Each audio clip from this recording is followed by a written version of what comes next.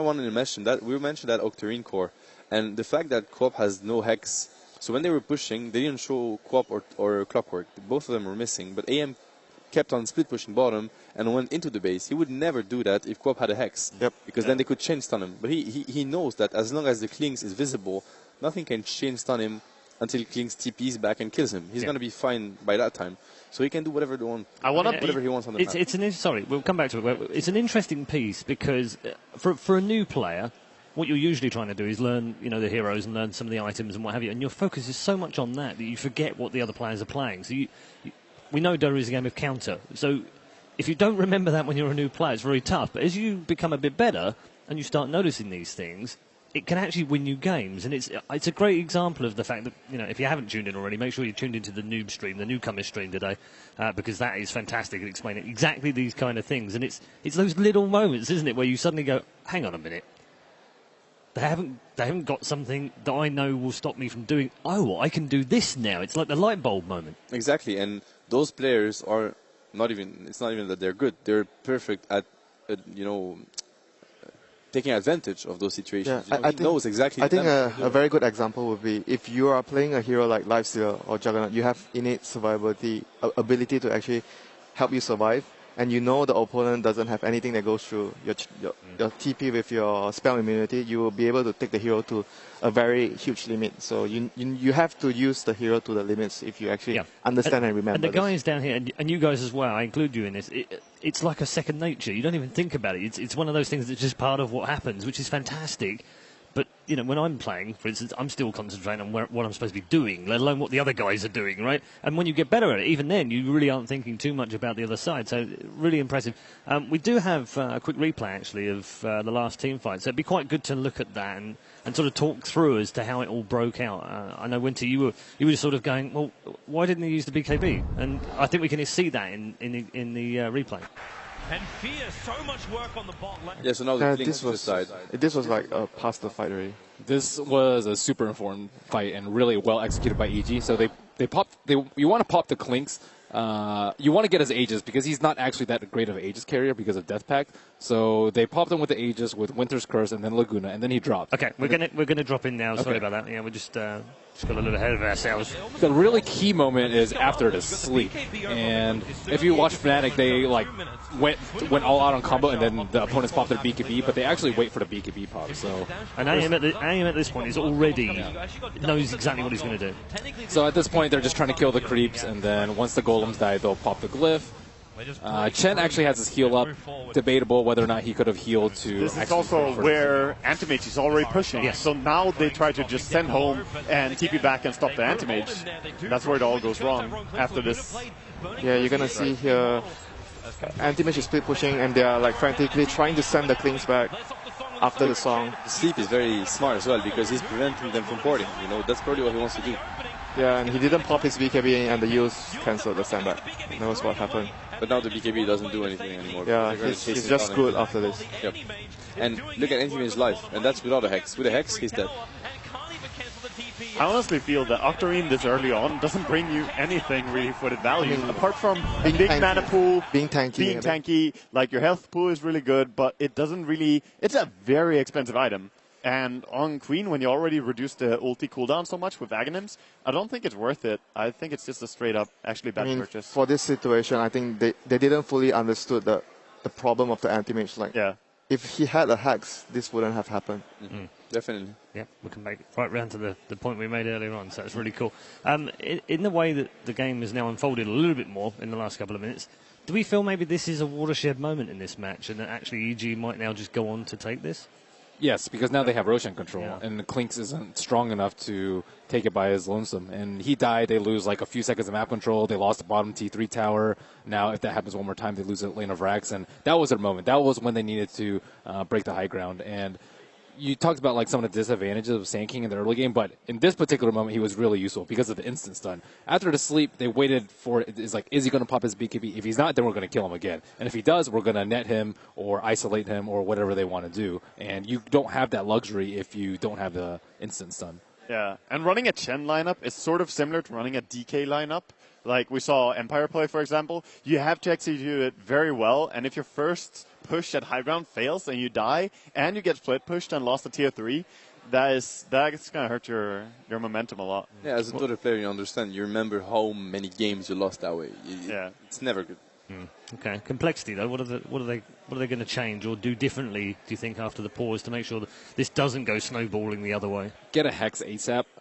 Either on Clinks, probably on Clinks because Queen already committed. I think he needs damage though. Like if they go Hex on Clinks and Octarine on Queen, they don't have anyone with damage. They both have like 600 gold right now, so both would take probably around the same time to actually try and build the Hex. And like you mentioned, they're lacking damage as well. So I think at this point, if you talk about getting the Hex on the Clinks, it might also be a huge problem that you Hex, but you don't have enough damage to actually kill the target. Well, their options are what? Secure map control, which they can't really because no Hex. They can't really push high ground. They just failed. And the next is control the Roshan, but they're fighting against Sand King and Naga. So, I mean, all their options are not looking good. I think they have too much to do right now because they haven't been doing enough the past 10 minutes. There were a lot of stuff that should have happened 10 minutes ago for them, but because they didn't address it and it all like stacks up right now, they have too much to do in too little time. This is a perfect example of 3 minutes ago.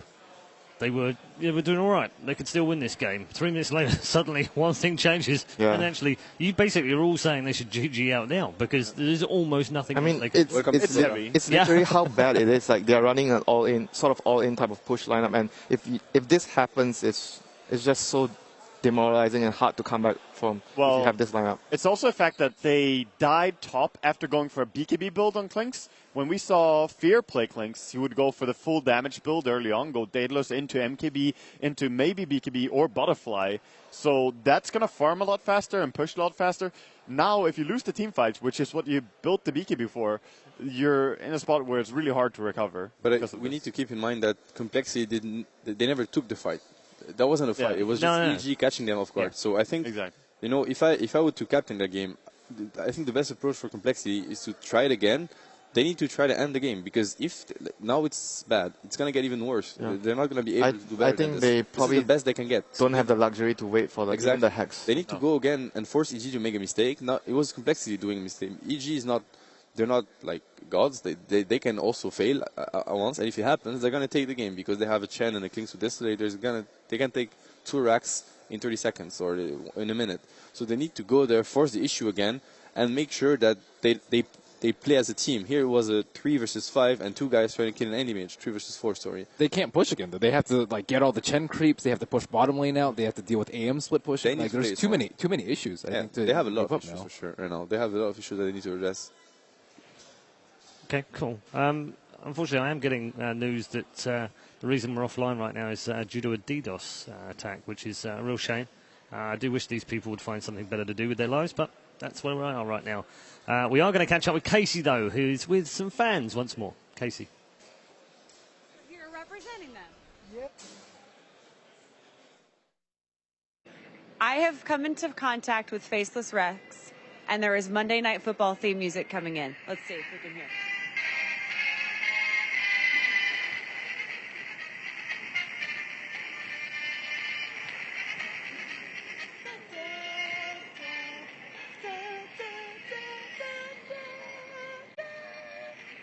I have been informed that Faceless Rex can't talk.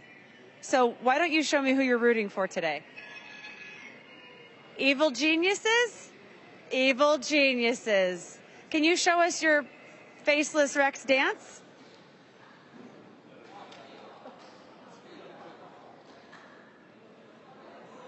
I guess I should shake your hand. Very nice to meet you. And go dinosaur. Are we off the camera? Yeah, we're off camera now. You can talk.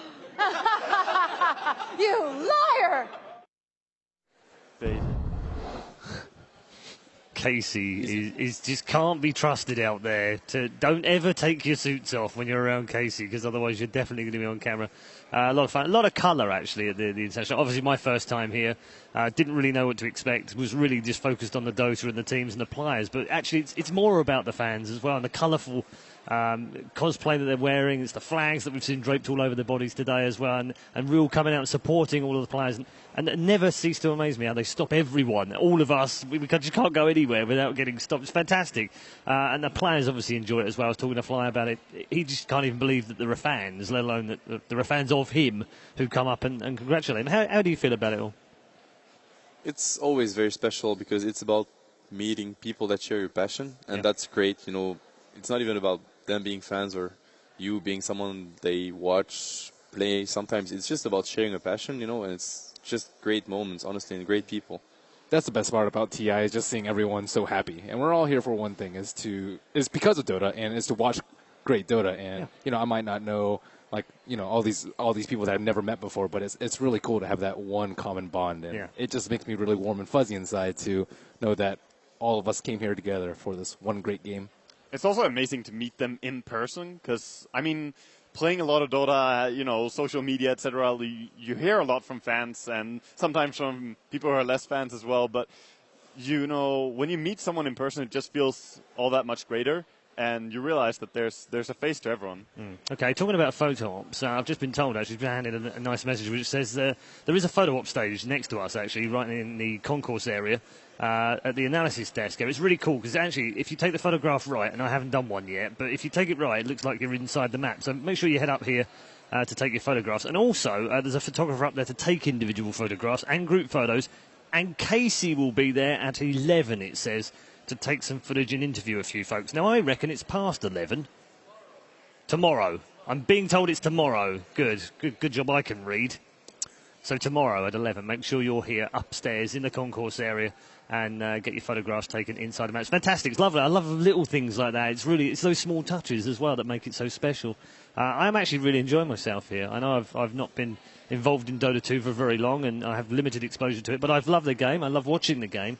And I'm amazed by how many people I talk to that are not players, actually. They actually just watch the game. And I was sort of thinking, well, maybe I'm in the minority. But it does seem that people genuinely enjoy watching these players play. It's fantastic. I mean, a lot of the people that are just watching the game, they don't really have time anymore to play it as much, but they still enjoy watching and they understand what's going on and they follow the team. So it's a really good thing to have here. Yeah. I can relate fully to it. I mean, I watch Counter-Strike, I watch StarCraft, but I don't play any of those games. Sure. I just watch them a lot. Yeah. So I can fully understand people who watch Dota. Yeah. No, I'm bona fide, confessed esports junkie. So whatever's on right now, I will watch. And most of the time, that's it's Dota or it's League or it's Counter-Strike. Or did I just say that? No, I didn't hear anything. For me, every time I watch Dota, I want to play. Well, that's like it is for Counter-Strike for me or Quake. I'm like, because you see something and you think maybe you can do it better. That's the problem. Whereas I know I'm rubbish at Dota, so anything I watch is always going to be better than if I was playing. Sometimes you get ideas. Ben's not disagreeing with me here. I think there's something going on. Like, you've seen me play, haven't you? I'm not. Yeah, no, you have, because otherwise you'd be disagreeing with me, surely. I mean, sometimes you get ideas as well. You watch like someone else play and you just want to immediately try it and improve on it. Yeah. So and that's the same with any sport. That's why this is so cool. Because, as a kid, back in 1850, I would actually watch football on black and white television and watch players, running around doing things, really cool things. And I think, I can probably go out and do that.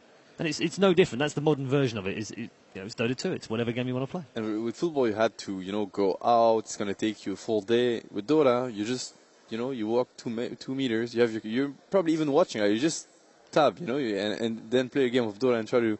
And the entire day is gone. The entire day is gone, but whatever, it's worth it. Yeah, and then you just try to do what you just saw. It's the old adage of, one more. Yeah, it's just, the classic. just one more. And you know that game. Just one more. You can't go to bed with a loss. Yeah. Oh, absolutely. That's another definitely a rule.